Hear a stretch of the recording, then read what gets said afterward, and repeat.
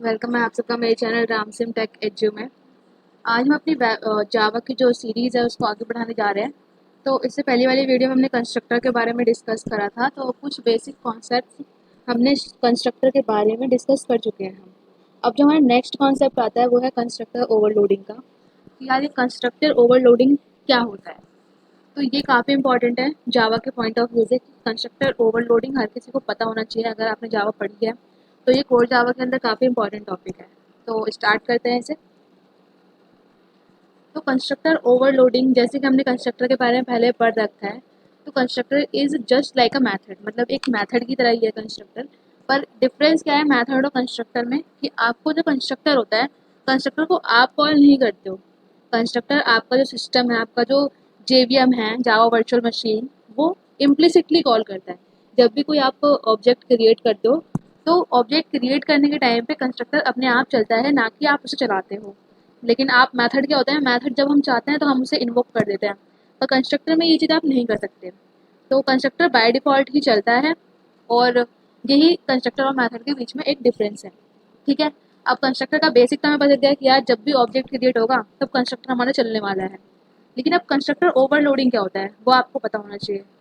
तो constructor overloading का मतलब ये होता है कि जब भी आपके प्रोग्राम में, आपकी क्लास के अंदर एक से ज़्यादा कंस्ट्रक्टर हों, मतलब एक से ज़्यादा कंस्ट्रक्टर आपके प्रोग्राम में हैं, तो उसको हम कंस्ट्रक्टर ओवरलोडिंग होंगे बोलेंगे। अब यार कंस्ट्रक्टर, एक से ज़्यादा कंस्ट्रक्टर क्यों रख रहे हैं हम, और ये कैसे पॉसिबल है। तो एक से ज़्यादा कंस्ट्रक्टर रखने का सिर्फ एक ही मतलब दो चीज़ें हैं आपके पास, जिसकी वजह से आप कंस्ट्रक्टर ओवरलोडिंग कर पाओगे। तो आपका जो हमने कंस्ट्रक्टर में नॉन पैरामीटराइज कंस्ट्रक्टर के बारे में पढ़ा था, तो नॉन पैरामीटराइज कंस्ट्रक्टर में हमारे पास नंबर ऑफ पैरामीटर्स हो रहे थे, जिसको हम पास ऑन कर रहे थे as a argument in the constructor. ठीक है। अब वो पैरामीटर जो हम पास कर रहे हैं, अगर हमारे नंबर ऑफ पैरामीटर्स, दो कंस्ट्रक्टर हम अपने क्लास में रख रहे हैं और उसमें नंबर ऑफ पैरामीटर्स डिफरेंट हैं, तभी हम दो कंस्ट्रक्टर रख पाएंगे अपने प्रोग्राम में। ये नहीं कि मतलब उसमें नंबर ऑफ पैरामीटर सेम है आपके और आप तब भी प्रोग्राम में उसे रख पा रहे हो। तो दो constructor with same number of parameter आप रख सकते हो, लेकिन उसमें भी एक कंडीशन है आपके पास। वो क्या है कि वो जो नंबर ऑफ पैरामीटर्स हैं आपके, उनके जो डेटा टाइप होंगे, वो डिफरेंट होने चाहिए, तब आप उन्हें रख पाओगे। तो यार थोड़ा सा ये मतलब थोड़ा सा है कंफ्यूजिंग, पर अगर हम इसको जब प्रोग्राम में इम्प्लीमेंट करेंगे तो आपको काफ़ी ईजी लगेगा समझने में भी। तो चलते हैं अपने प्रोग्राम की तरफ और इम्प्लीमेंट करते हैं। यार मैंने अपना अपाचे नेटबीन्स खोल लिया है। तो इससे पहली वीडियोज में मैंने एक्लिप्स पे कोडिंग करी थी, और यहाँ पे मैं नेटबीन्स में कोडिंग करने जा रही हूँ। तो जावा के लिए जो मेनली आईडीई बहुत फेमस है वो है एक अपाचे नेटबीन्स और एक एक्लिप्स। तो दोनों पे आपको काम करना आना चाहिए, तो इसलिए मैं आज अपाचे नेटबीन्स यूज़ कर रही हूँ ताकि आप इसको यूज़ करना सीख पाएँ। ठीक है। तो हम प्रोजेक्ट क्रिएट करने जा रहे हैं अपना। कंट्रोल एन, आपको बस कंट्रोल एन करना है, तो यहाँ से नहीं करते हैं, थोड़ा सा फाइल पे आपको क्लिक करना है और न्यू प्रोजेक्ट, इस पर आप क्लिक करोगे तो ये आपको जावा एप्लीकेशन पे क्लिक करना है और नेक्स्ट। तो आपको यहाँ पे अपना प्रोजेक्ट का नाम देना है। तो हम आज कंस्ट्रक्टर ओवरलोडिंग करने जा रहे हैं, उसके बारे में देखेंगे आज। ठीक है। तो मैंने अपने प्रोजेक्ट का नाम लिख दिया है यहाँ पे, और फिनिश करते हैं।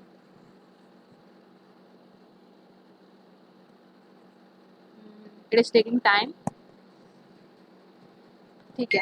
तो प्रोजेक्ट क्रिएट हो चुका है, और थोड़ा सा एक्स्ट्रा कंटेंट ये लिख के देते हैं ऑलरेडी, आप चाहो तो डिलीट कर सकते हो, और ना मतलब कंपलसरी नहीं है आपके आप डिलीट करो इसे। ठीक है।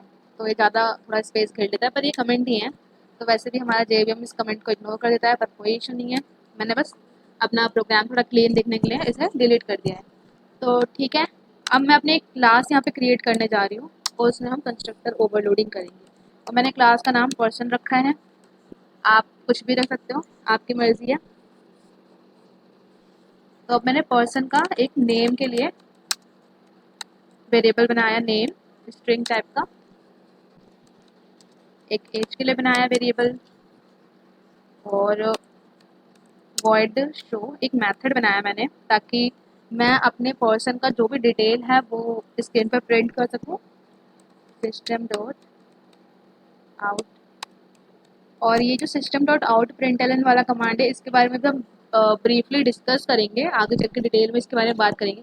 क्या जैसे हम system dot out dot println लिखते तो लिखते क्यों है। ठीक है। पर अभी हमें एज अ बिगनर हमें ये पता होना चाहिए कि जब भी प्रिंट करना है आपको स्क्रीन पे, तो आप सीधा सीधा ये लिख दो,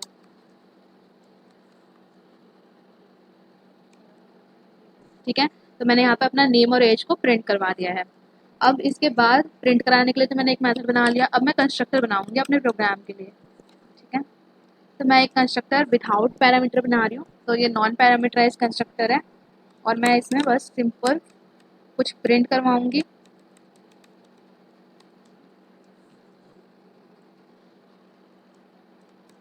सिंपली मैंने इसमें हेलो पर्सन प्रिंट करवाया है। ठीक है।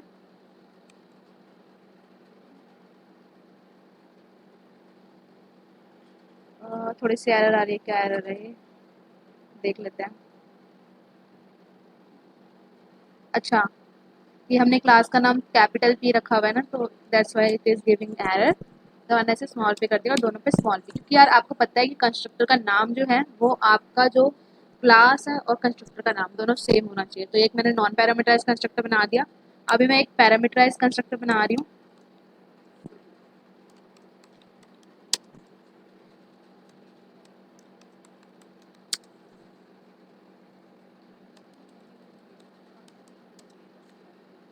तो मैंने अपने पैरामीटराइज कंस्ट्रक्टर में क्या करा, दो पैरामीटर पास करे हैं। एक स्ट्रिंग पैरामीटर है और एक इंट पैरामीटर। तो ये ऑब्वियस है कि यार ये स्ट्रिंग और इंट क्या होने वाले हैं, नेम और एज होने वाले हैं मेरे पैरामीटर। और इनके अंदर मैं सिंपली एक प्रिंट करवाऊंगी कुछ। पहले प्रिंट करवा रही हूँ मैं। क्या है, मैं इसमें प्रिंट बार बार ये इसलिए यूज़ कर रही हूँ ताकि जब भी हमारा ये कंस्ट्रक्टर चलेगा तो हमें अपने स्क्रीन पे शो होगा, ये प्रिंट हो जाएगा कि यार हाँ हमारा कंस्ट्रक्टर चल रहा है, पता चल रहा है हमें ये। इसलिए मैं इसे प्रिंट करवा रही हूँ ताकि हमें पता चले कि हमारा ये वाला कंस्ट्रक्टर चल रहा है या फिर ये वाला कंस्ट्रक्टर। अब यार ये वाला कंस्ट्रक्टर चलेगा विदाउट पैरामीटर वाला, तो मेरा हेलो पर्सन प्रिंट होगा।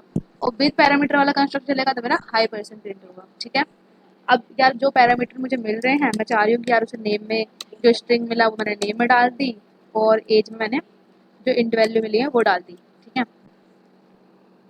और यार इन बिटवीन आपको कोई भी डाउट हो रहा है मतलब प्रोग्राम में, तो आप उसको कमेंट सेक्शन में डाल दो। मैं देख के उसको अगर मुझे लगेगा यार कि हाँ मतलब वैलिड डाउट है तो मैं उसे आगे वीडियोज में भी एक्सप्लेन कर सकती हूँ। ठीक है।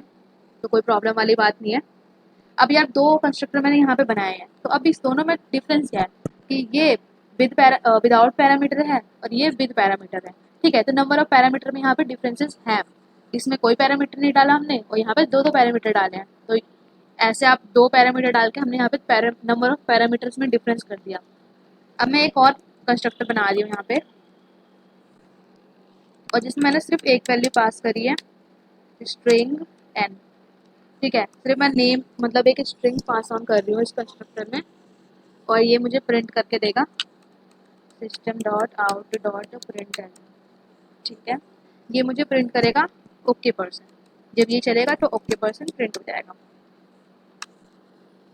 और मैं इसे नेम में पास कर दूंगी ताकि मुझे नेम में एक वैल्यू मिल जाए। ठीक है। अब यार इधर कोई पैरामीटर नहीं था, तो इसलिए मैं ये कंस्ट्रक्टर मतलब कर सकती थी, डिक्लेयर कर सकती थी। अब यहाँ पे मुझे दो पैरामीटर है, तो मतलब नंबर ऑफ पैरामीटर में से कहीं ना कहीं डिफरेंस है, और यहाँ पे सिर्फ एक पैरामीटर है।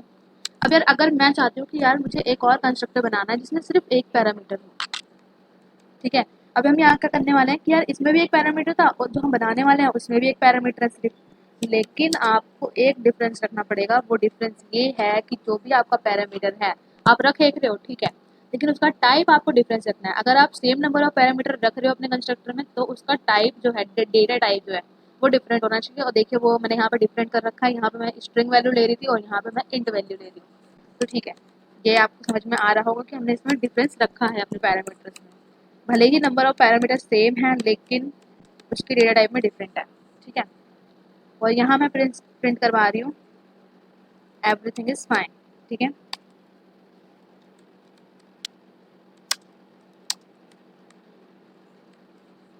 और मैंने एज को, क्योंकि मेरे पास इंट वैल्यू आ रही है, तो मैंने उसको एज में पास ऑन कर दिया। ठीक है। तो आई होप कि ये हमारा जो क्लास हमने बनाई है वो आपको क्लियर हुई होगी। अब इसके बाद हम अपने मेन फंक्शन पे आ जाते हैं कि यार मेन में क्या करने वाले हैं। तो मेन में एक हम ऑब्जेक्ट क्रिएट करके देखेंगे और देखेंगे क्या हमने जो कंस्ट्रक्टर बनाए हैं वो क्या कॉल हो पा रहे हैं। देख लेते हैं वो।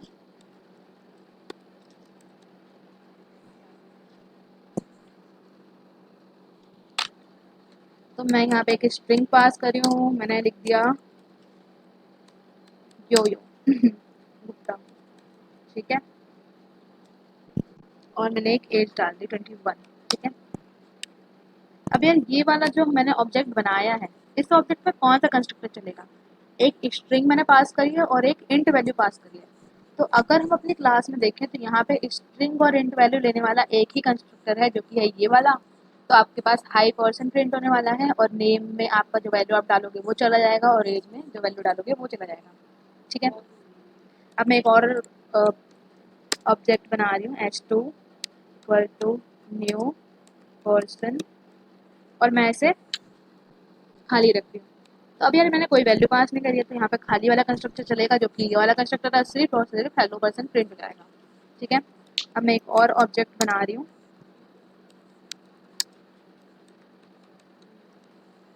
और यहाँ पे मैं एक स्ट्रिंग वैल्यू डाल रही हूँ, बस रमेश सिंह। ठीक है।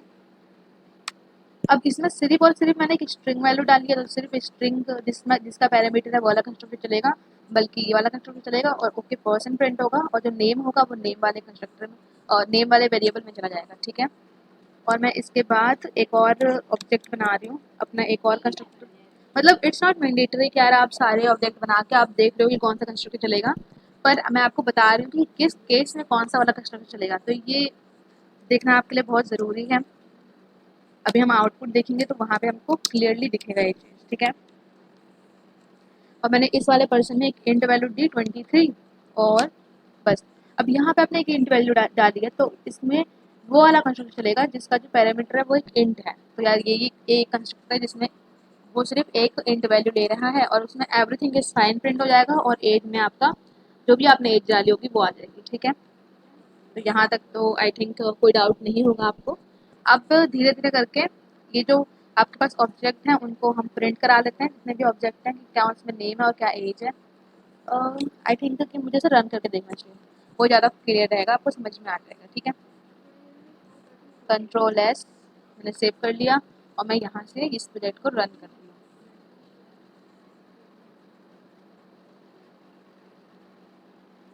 तो ठीक है।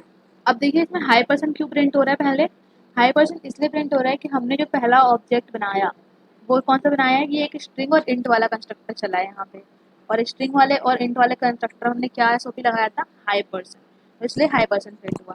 अब इसके बाद जो हमने ऑब्जेक्ट बनाया उसमें हमने कुछ पास नहीं करा है, तो नॉन पैरामीटराइज कंस्ट्रक्टर रन होगा, और जो कि है ये वाला, और इसमें हेलो पर्सन है, तो हेलो पर्सन भी आ गया हमारे पास, मतलब ये वाला कंस्ट्रक्टर चला है यार, है ना।